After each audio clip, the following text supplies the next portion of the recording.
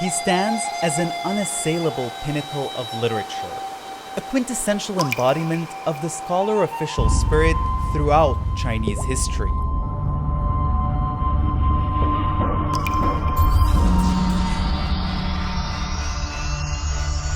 He is referred to as China's Da Vinci by foreign media. He has also been selected as a hero of the millennium. He is Su Dongpo.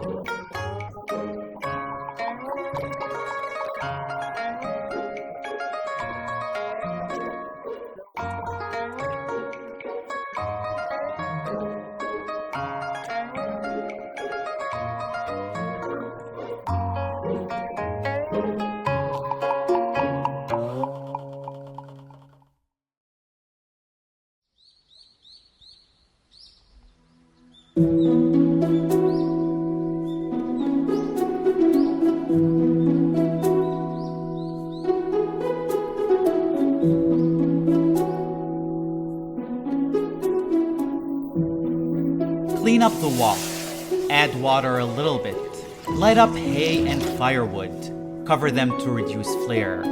Waiting patiently, hurrying up has no meaning. It is done when long cooking is over. Huangzhou has good pork. The price is low as that for dirt. Rich people there refuse to eat. The poor don't know how to cook. I take it every morning in a bowl and satisfy my stomach till I'm full.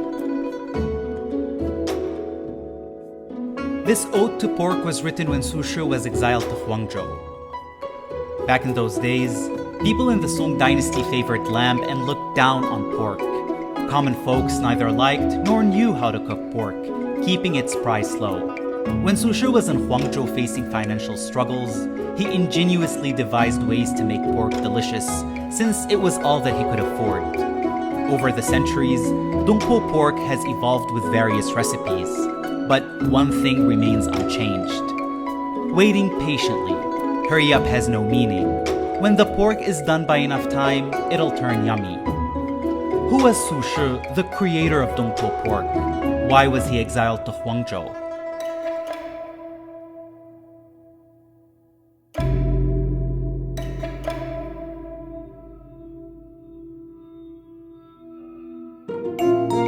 Su Shi was born into a renowned family of literati in Meishan, southwest China's Sichuan. Su Shi, his father Su Xun, and his younger brother Su Zhi were known as the Su Trio, and part of the 8 prose masters of Tang and Song dynasties. Su Shi's life looked promising. In his late teens, he passed the imperial examinations with flying colors, and his poems attracted much attention from academics, officials, but also the emperor himself.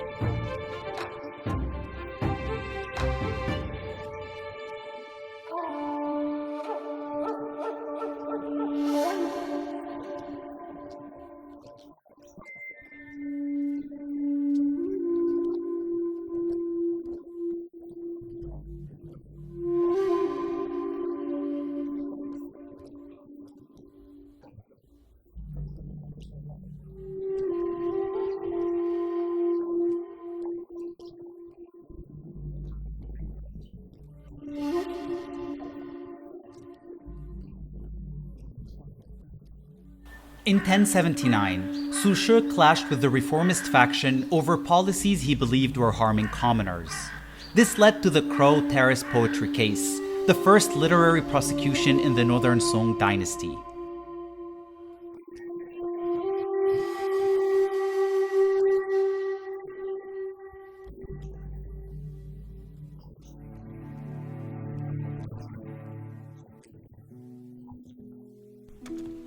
Fortunately, thanks to a national policy set by the founder of the Song dynasty to not harm scholars and officials, Su Shi narrowly escaped a dire fate. Instead, he was exiled to Huangzhou, where he served as the deputy military commissioner. It was a position with little authority and significance, ranking 16th on an 18-tiered system to classify government officials. Upon arriving in Huangzhou, Su Shi wrote a poem. Funny, I could never keep my mouth shut. It gets worse the older I grow. Ironically, a mouth meant for eating had spoken words that led to a ludicrous outcome. Su Shi, facing financial hardships and unable to afford regular meals, turned his focus to pork, an ingredient that had a much lower status than lamb, the main animal protein back then. This is the origin of Dongpo pork.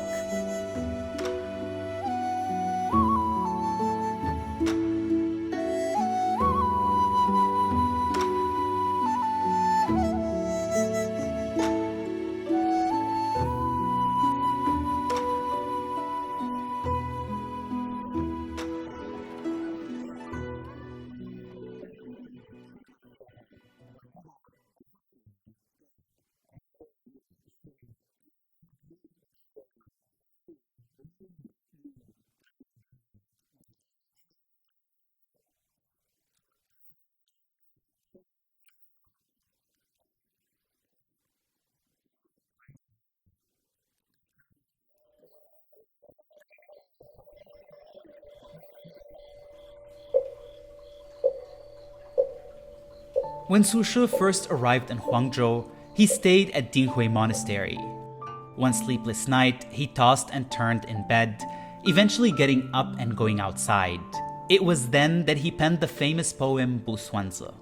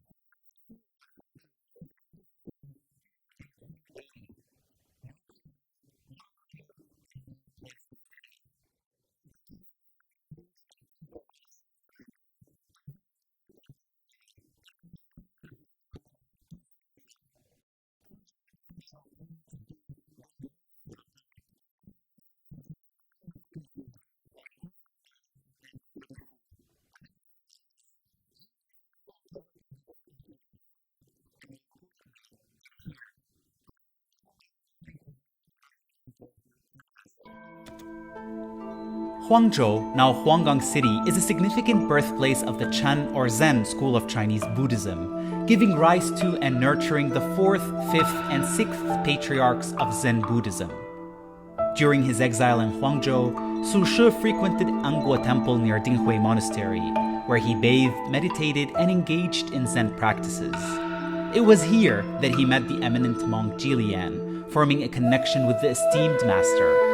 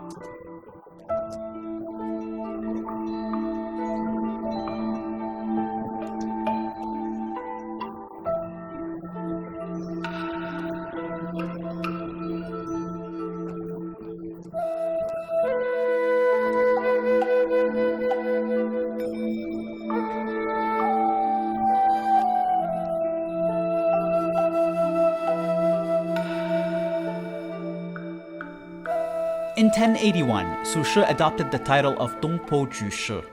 It was as if the old Su Shi had passed away and the new Dongpo Jushi emerged in Huangzhou.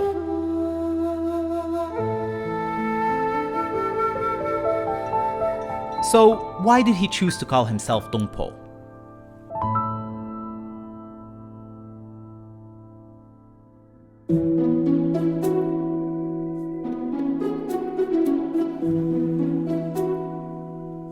Huangzhou tofu, Bahe lotus roots, Fangkou catfish, and Wuchang rice wine are renowned as the 4 major specialties of the eastern Hubei region. Huangzhou tofu has been famous since ancient times, and the gourmet Su Shi was quick to appreciate it. In 1081, with the help of a friend, Su Shi acquired about 8 acres of abandoned land to farm in Huangzhou. He planted soybeans in front and behind his house and ground them to make tofu.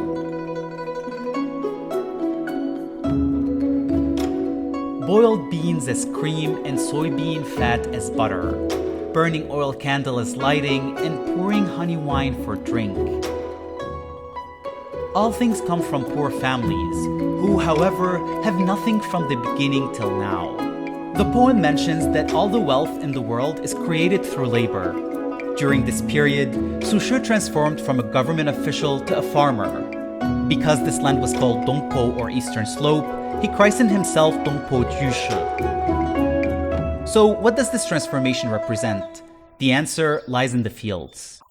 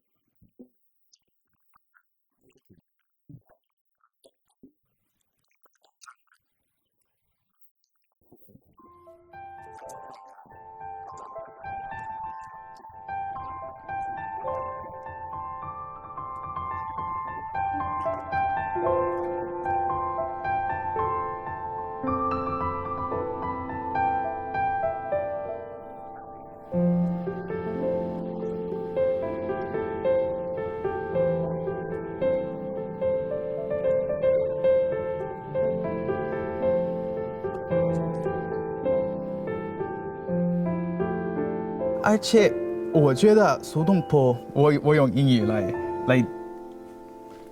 来表达我的想法。I think that it doesn't have to be a person doesn't have to be happy when they're faced with something bad. I genuinely think that what makes him different than others, including myself, is that he's always thinking about everything that's happening around him and looking inwards to see how he can react. And I think that the ending of it, 它已经下雨了. The ending of it is that he doesn't have to be always happy when there's something bad happening or sad.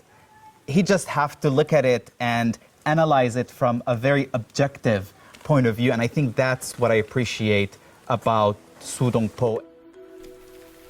In 1082, Su Shi was caught in a spring rain in Huangzhou, which inspired another classic masterpiece, Calming the Waves. 他跟朋友一起出行回家，路上没有雨伞之类的，淋了一场雨，但是他很高兴，他觉得这都不是事儿，所有的风波都会安定下来的，所有的经历都是他的财富。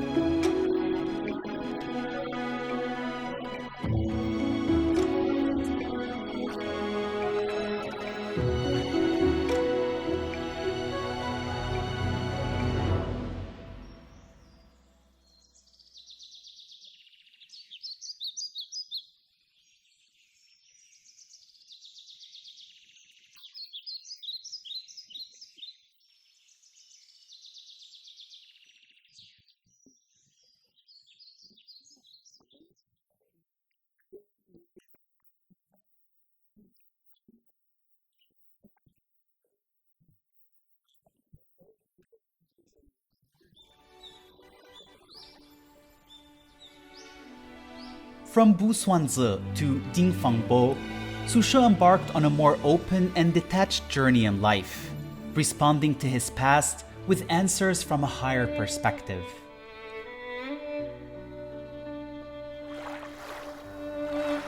In Huangzhou, Su Shi loved to visit the Red Cliff at night, which inspired him to write 3 timeless masterpieces about the Red Cliff.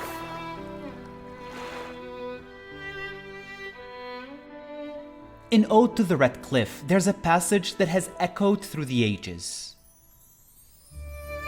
在这首赋中，客人感叹历史上的盛举都成了沉寂，想到人生不能长久，所以悲从中来。